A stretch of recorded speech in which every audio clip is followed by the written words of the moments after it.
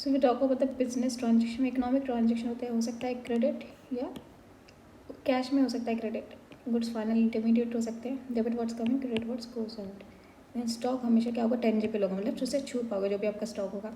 Asset क्या होगा, जिससे आपको फ्यूचर में फ़ायदा होगा। एक्सपेंस क्या होगा, जिसका फ़ायदा आप उठा चुके हो। फॉर एग्जाम्पल किसी को अगर सैलरी देती है, वो आपका एक्सपेंस है, तो उन्होंने आपको काम दे दिया, मतलब आपने उस चीज़ का फ़ायदा उठा लिया। ये हमेशा नॉमिनल अकाउंट होता है। ऐसे फिर आपने 10 लाख लोन लिया, ठीक है, आपने कुछ कैपिटल लगाया होगा, लोन लिया, वो आपकी लाइबिलिटी है, ऑब्लिगेशन आपको पे करना है। जो एसेट अकाउंट है तो रियल अकाउंट होता है। यहाँ पे क्या होता है, एसेट में डेबिट बैलेंस होता है। We must remember asset always have a debit balance. Prepaid expenses, क्या आपको एक्सपेंसेस कर चुके तो वो आपका एसेट है, क्योंकि अब आपको फ्यूचर में पे नहीं करना है, ठीक है। तो आपको ये हो गया कि आपने वर्कर को एडवांस दे दिया, अब वर्कर आपको काम करेंगे, तो it's like your asset now. Accrued expenses जो आपको फ्यूचर में पे करना है, जैसे आपने सैलरी पे नहीं की, दीज आर एक्रूड एक्सपेंसेस।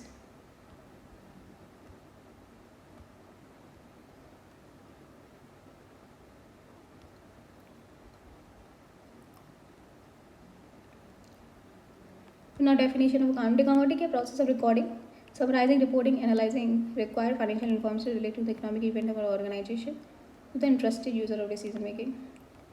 फिर कहते हैं रिकॉर्ड कर दे। रिकॉर्ड करने के बाद समराइज़ करेंगे, कहाँ पे कैश में पैसा है, कहाँ पे क्रेडिट में पैसा है, कहाँ पे उधार पे चल रहा है, किस कौन कौन से लोगों ने पैसे ले रखे हैं, रिपोर्ट करेंगे इन्वेस्टर्स को, ये सब चीज़ें। तो ये जर्नल का फॉर्मेट है, इस तरीके से जर्नल बनाते हैं। इससे जर्नल कि क्या क्या कैश में आ रहा है, तो यहाँ पे डेबिट एंड क्रेडिट। जर्नल का ये एक पूरा है। जर्नल में यहाँ पे लिखते रहते हैं कि डेबिट क्या हुआ, क्रेडिट का क्या हुआ, कितना डेबिट हुआ, कितना क्रेडिट हुआ। तो लेजर अकाउंट का ये होता है फॉर्मेट, पर्टिकुलर्स फिर अमाउंट, फिर यहाँ एनालाइज करते हैं, मीनिंगफुल कंक्लूजन निकालते हैं। तो और इसमें क्या होता है, अकाउंट क्वांटिटेटिव इन्फॉर्मेशन प्रोवाइड करता है कि मॉनेटरी टर्म्स में मैनेजमेंट को, यूज़र्स को, दोनों को, कि वो प्रॉपर डिसीजन ले पाए कि हाँ कंडीशन अच्छी चल रही है, चलो इन्वेस्ट करते हैं, या क्या करना चाहिए, कि सही है कि नहीं। First step in accounting process क्या होता है, रिकॉर्डिंग। फर्स्ट स्टेप, पहले रिकॉर्ड करोगे तभी तो सब कुछ करोगे, समराइज करोगे, एनालाइज करोगे। ये प्राइमरी कैरेक्टरिस्टिक अकाउंटिंग क्या है, रेलेवेंस होनी चाहिए, मतलब यूजफुल इन्फॉर्मेशन होनी चाहिए उसमें। तो इससे क्या होगा, reduce the decision maker uncertainty, because क्या होगा, रेलेवेंस वाली इन्फॉर्मेशन होनी चाहिए कि यूज़र्स उस ऐसी इन्फॉर्मेशन होनी चाहिए कि यूज़र उसको यूज़ कर पाए, उनके रेलेवेंस की होनी चाहिए। ऐसा नहीं कुछ भी डाल दिया, ऐसी इन्फॉर्मेशन होनी चाहिए कि यूजेबल हो। फिर रिलायबिलिटी होनी चाहिए, रिलायबल होनी चाहिए कि असली फाइनेंशियल पोजीशन फॉर्म की पता चले। ये अकाउंट्स में कुछ और दिख रहा है, शाहरा स्कैम की तरह। सारे नहीं, वो सत्य में स्कैम हुआ था कि अकाउंट में कुछ और है, रिलायबल इन्फॉर्मेशन नहीं थी। कंपेरेबल किस तरीके से होना चाहिए कि आप एक पीरियड को दूसरे पीरियड पे कंपेयर कर पाओ कि चलो 2019 में इसकी पोजीशन ये थी, 2021 में ये थी। अंडरस्टैंडेबिलिटी, ये लोग समझ पाए, ऐसा नहीं कि समझ ही ना पाए। ऑब्जेक्टिव्स क्या होने चाहिए कि अब डे टू डे ट्रांजेक्शन जो भी है उसका सिस्टमेटिक रिकॉर्ड हो।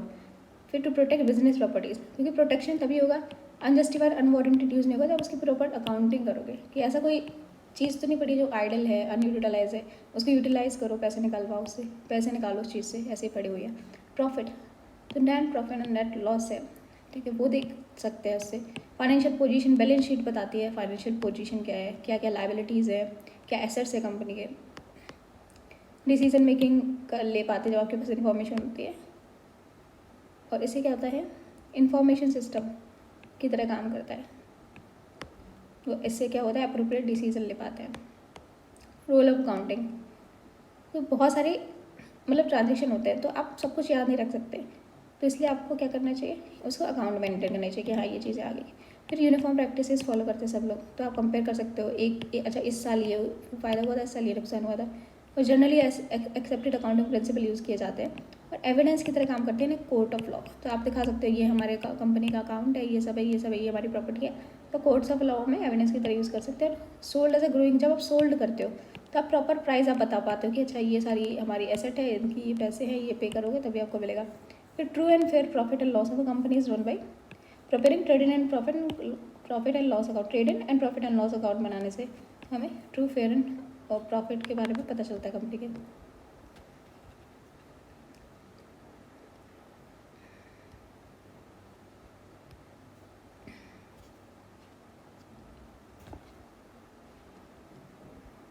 So we'll talk about the basic term of the accounting. बहुत सारे टेक्निकल टर्म्स होते हैं अकाउंटिंग में, जैसे परचेज, सेल्स, परचेज। बिजनेस क्या होता है, ठीक है, कोई भी काम आप करते हो टू अर्न इनकम, जैसे बोलते हैं बिजनेस। जिसमें प्रोडक्शन हो सकता है, goods and services, purchase and sales हो सकता है, सर्विसेज, बैंकिंग, इंश्योरेंस, सब क्या है बिजनेस। ट्रेड, जब आप कुछ गुड्स एंड सर्विसेज बेचते हो, खरीदते हो, इन ऑर्डर टू बेचते हो प्रॉफिट अर्न करने के, सब बोलते हैं ट्रेड। प्रोफेशन, कोई भी ऐसा काम किया जाता है, ठीक है, प्रॉफिट करने के लिए, जिसमें आपको प्रायर ट्रेनिंग की ज़रूरत है, उसे बोलते हैं profession. For example doctor, engineer, lawyers, तो ऐसे नहीं बन सकता, आपको प्रॉपर डिग्री चाहिए इसके लिए। फिर प्रोपराइटर क्या होता है, जो कैपिटल इन्वेस्ट करता है बिजनेस में, एंड सारे प्रॉफिट एंड लॉस अगर बिजनेस में होते हैं तो उस प्रोपराइटर के ऊपर जाएंगे। अगर कंपनी डूबती है तो प्रोपराइटर का सामान जाएगा, तो उससे प्रोपराइटर। फिर capital, we know the cash जो लगाते हैं, एसेट, फिर रिसोर्सेज हैं। फिक्स, एक होता है कुछ फिक्स्ड एसेट, कुछ होता है करेंट एसेट। फिक्स्ड एसेट जो होते हैं जो 1 साल से ज़्यादा तक चलेंगे, मोर देन 1 ईयर।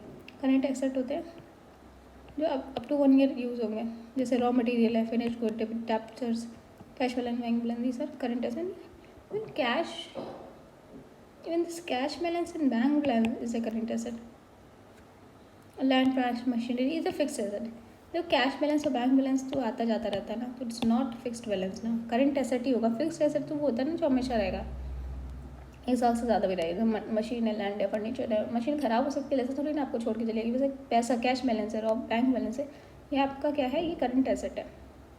फिर लाइबिलिटीज़, ठीक है, बिजनेस के पास ऑब्लिगेशन से पे करेंगे, तो लॉन्ग टर्म होती है, शॉर्ट टर्म। लॉन्ग टर्म मतलब एक साल से ज़्यादा, शॉर्ट टर्म 1 साल के अंदर अंदर पे करनी है। फिर ड्राइंग्स होती है कि अगर कोई प्रोपराइटर अपने पैसे निकाल देता है अपने बिजनेस के बाहर से, तो इसे बोलते हैं ड्राइंग्स। गुड्स, गुड्स लाइक जो खरीद रहे हैं, बिजनेस हो गया गुड्स। तो अगर स्टॉक ठीक है, तो ये जो स्टॉक जो लास्ट में बच गया बेचने से, वो हो जाएगा हमारे गुड्स। परचेजेस क्या है, तो आपने ख़रीदा है रीसेल के लिए, इनको बोलते हैं परचेजेस। रॉ मटेरियल और फिनिश गुड्स, तो purchase of asset is not called purchases, assets are not purchase on for resale. देखो, परचेजेस वो होते हैं, वो चीज़ें जो आपने फिर दोबारा बेचने के लिए खरीदी है। तो जैसे फॉर एग्जांपल मेरे बहुत सारा, मैं दुकान खोली हूँ पेन की, फिर परचूनी की दुकान जो खोलते हैं, मैंने बहुत सारी दुकान खोली है पेन की, तो मुझे पेन बेचने हैं। तो व्हाट आई विल डू, तो पेन, तो पेन के लिए जो मैं पेन खरीदूंगी दोबारा बेचने के लिए, इसको बोलते हैं परचेजेस, ठीक है। अगर एसेट खरीद तो उसको परचेज नहीं बोलेंगे, अगर आप कोई चीज़ खरीदते हो दोबारा बेचने के लिए, so this is what is called purchases. Important term हो जाता है purchases. So things are bought to sell again, is called purchases. और मैं देखा था एसेट अकाउंट हमेशा डेबिट होता है, एसेट अकाउंट हमेशा डेबिट होता है। तो सेल्स क्या होता है, सेल्स को बेचा जाता है प्रॉफिट अर्न करने के लिए, ठीक है।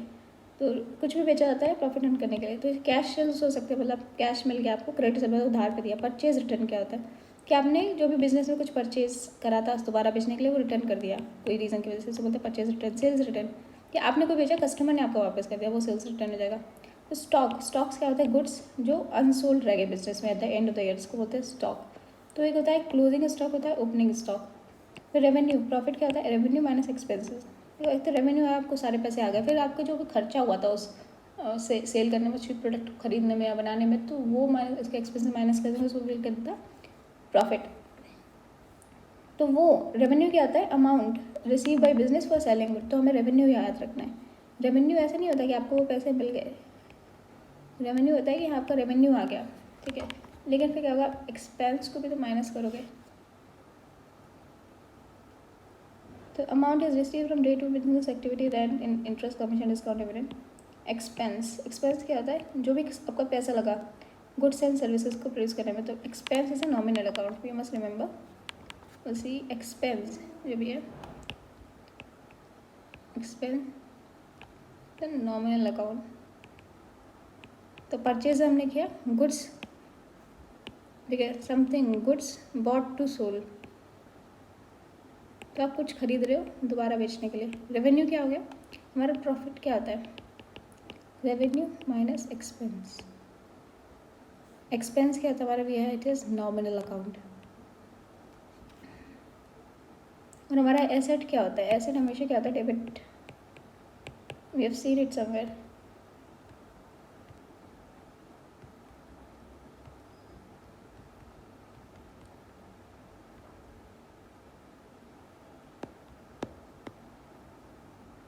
एसेट अकाउंट रियल अकाउंट है, ठीक है। एसेट है ना, तो कोई एसेट है तो आपका रियल में होगा, रियल होगा, इसमें always will have debit balance.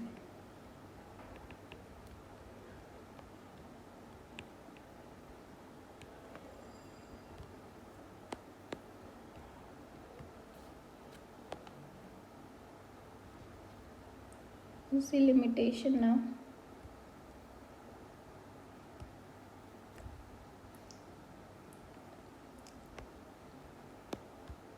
So expenditure जिसका हमने फ़ायदा ले लिया है, तो अमाउंट जो आप अपने प्रॉफिट को बढ़ाने के लिए, अर्निंग कैपेसिटी को बढ़ाने के लिए स्पेंड करोगे, आपका एक्सपेंडिचर होगा। इनकम मतलब कुछ ऐसा एक्सपेंडिचर जिससे आपकी जो अर्निंग कैपेसिटी है वो बढ़ रही है, this is called expenditure. Income क्या होता है? इनकम से आपका ये होता है excess of revenue over expenses in case the capital of the business. तो अमाउंट जो आपके कैपिटल को बढ़ा देता है बिजनेस के, उसको बोलते हैं इनकम। सो फॉर एग्जांपल आपका क्या हुआ, इनकम आपकी वो कैपिटल को बढ़ेगा। फॉर एग्जांपल आपको बहुत फ़ायदा हुआ, तो जो आपका जो फ़ायदा होगा वो आपके कैपिटल में जाएगा, जो आपकी कंपनी की जो वैल्यूएशन है वो बढ़ जाएगी, तो इट्स इज कॉल्ड इनकम। तो जितना भी आपने एक्सपेंस किया है, जितना आपका रेवेन्यू था और कितना एक्सपेंस किया, उसको माइनस करके विल गेट द इनकम। तो लॉस हो गया तो आपका कैपिटल कम हो जाएगा, ठीक है, कैपिटल से आपको पे करना पड़ेगा। गेन क्या होगा? मॉनेटरी रिसिप्ट, ठीक है। तो एक्सेस रेवेन्यू और एक्सपेंस, कॉस्ट क्या है? जो भी कॉस्ट हुई है, the production of goods and services, वो कॉस्ट होगी। डिस्काउंट, तो जो भी रिबेट अलाउ करते हैं बिजनेसमैन अपने कस्टमर को, उसको बोलते हैं डिस्काउंट। तो ट्रेड डिस्काउंट क्या होता है कि आप जो लिस्ट प्राइस पे दे रहे हो and it is not required in the book, it is it is stated in the invoice. तो एक होता है हमारा trade discount. So will see what is trade discount. तो ट्रेडर अलाउ कर देता है concession to customer list price पे, एंड इसको बुक में रिकॉर्ड नहीं करते हैं, इसको इनवॉइस में लिखते हैं, इसको बोलते हैं trade discount. And cash discount होता है जब कैश, ओके, तो हमें याद रखना है ट्रेड डिस्काउंट को हम बुक में रिकॉर्ड नहीं करते, तो इंपॉर्टेंट हो जाएगा। सेकेंड,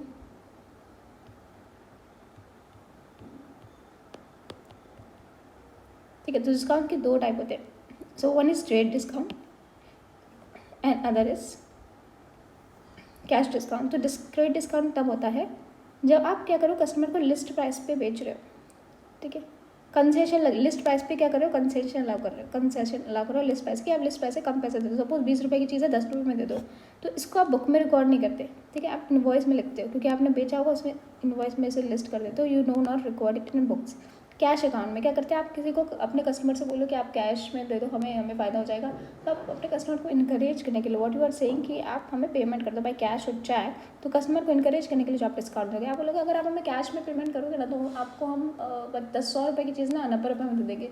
तो इस चीज़ को बोल रहे कैश डिस्काउंट, ठीक है। जब आप इनकरेज करो अपने कस्टमर को, देखो, तो इस कैश डिस्काउंट को आप बुक्स में शो करते। देखो, ट्रेड डिस्काउंट को नहीं शो करते कि आपकी 100 रुपये की चीज़ आपने 90 में बेच दी एंड आप इनवॉइस में दिखा दोगे, लेकिन जो कैश डिस्काउंट है वो आप अपने बुक्स में रिकॉर्ड करते हो। एंड तो इसमें कम पैसे पे करना पड़ता है। तो व्हाट इज डेप्टर? तो पर्सन जिसने पैसा ले रखे हैं बिजनेस से, वो डेप्टर हो गया। क्रेडिटर क्या हो गया? जिन्होंने पैसे लगा रखे हैं बिजनेस पे, वो सारे हो गए क्रेडिटर्स। बिजनेस को उन्हें पैसे वापस करने हैं, तो ये बिजनेस की एक तरीके से क्रेडिटर्स क्या है, लायबिलिटी है, एंड जो डेप्टर है वो एसेट है, क्योंकि एसेट क्या है, ये पैसा आगे आएगा वापस। रिसीवेबल, द अमाउंट जो रिसीव करना है बिजनेस में, इसको रिसीवेबल्स बोलते हैं। पेबल्स, तो अमाउंट रिसीव करना है, इसे बोलते हैं रिसीवेबल। जो अमाउंट को बिजनेस को पे करना है, this is called payables. Entry, अब रिकॉर्ड करो ट्रांजेक्शन, उसको बोलते हैं entry. Turnover, total amount of cash and credit sale during a particular period को बोलते हैं टर्नओवर। कितना कैश एंड क्रेडिट सेल हुआ एक पर्टिकुलर पीरियड में, उसको टर्नओवर बोलते हैं। इंसॉल्वेंट, ठीक है, पर्सन अपनी सारी इंसॉल्वेंट हो जाएगा अपनी लायबिलिटीज अगर मीट नहीं कर पाए। तो अमाउंट जो आप डेप्टर से रिकवर नहीं कर पाए वो डेप्ट हो गया। वाउचर, तो वो रिटन डॉक्यूमेंट जहाँ पे फाइनेंशियल ट्रांजेक्शन आप बुक्स में रिकॉर्ड करें, उसको बोलते हैं वाउचर। तो वाउचर क्या हो गया? तो वो रिटन डॉक्यूमेंट जिससे आप फाइनेंशियल ट्रांजेक्शन को रिकॉर्ड करो इन बुक में, इसको बोलते हैं वाउचर्स। हाँ, वाउचर्स होता है ना कि आप फाइनेंशियल ट्रांजेक्शन को रिकॉर्ड करते हो कैसे करते हो कि आपके पास वाउचर होगा हर एक, सपोज आपने किसी को कुछ बेचा तो आप उसका वाउचर बना के दे दोगे, तो फिर उस वाउचर को लेके हम अपने वो चीज़ अकाउंट बुक्स में डाल देंगे। तो अकाउंट क्या होता है, list of transaction of a person, ठीक है, टेबल ऑफ स्टेटमेंट होता है, कॉमन हेडिंग के अंदर सबको सिस्टमेटिक मैनर डालते हैं, डेबिट एंड क्रेडिट। फिर कमीशन रेमुनरेशन एजेंट को पे किया जाता है फॉर उसकी सर्विसेज। तो जिससे, ठीक है, the person to whom we sold the goods on credit, हमने किसी को उधार पे दे रखा तो वो होगा डेप्टर, ठीक है, हमने जिसको उधार पे दे रखा। लिमिटेशन क्या है, मॉनेटरी आइटम्स है, टाइम वैल्यू मनी, पता नहीं यार कुछ सालों बाद मनी कम हो जाएगी।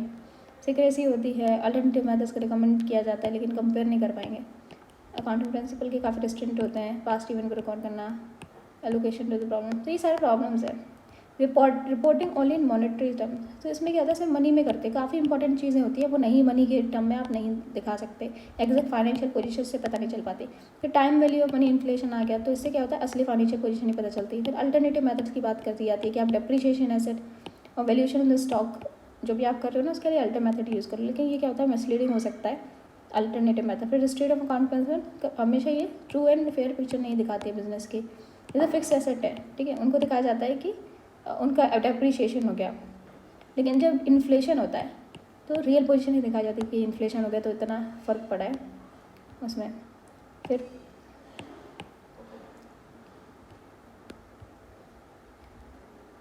रिकॉर्डिंग द पास्ट इवेंट, तो इसमें क्या है कि new system record that may occur in the future. देखो पास्ट इवेंट को देखा जाता है, फ्यूचर में कुछ इवेंट हो सकता है उनको नहीं रिकॉर्ड करते, हो सकता है फ्यूचर में इन्फ्लेशन आ जाए, फ्यूचर में कोरोना वायरस जैसे पेंडेमिक फिर से आ जाए तो हमारी कंपनी को क्या नुकसान होगा, उस तरीके की चीज़ रिकॉर्ड नहीं होती, तो सिर्फ पास्ट इवेंट को रिकॉर्ड करते हैं। एलोकेशन द प्रॉब्लम, तो एलोकेशन प्रोसेस काफ़ी इंपॉर्टेंट प्रॉब्लम अकाउंटिंग सिस्टम में।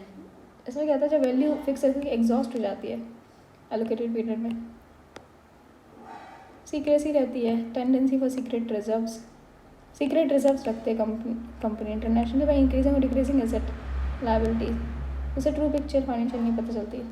Important of form over substance, तो ये एम्फसाइज करते हैं फॉर्म और table instead of giving important exhibition. Substantial information देने की बजाय ये टेबल में लिखो, इस तरीके से टेबल फॉर्मेट, डेबिट क्रेडिट, इस पर ज़्यादा फोकस करते हैं।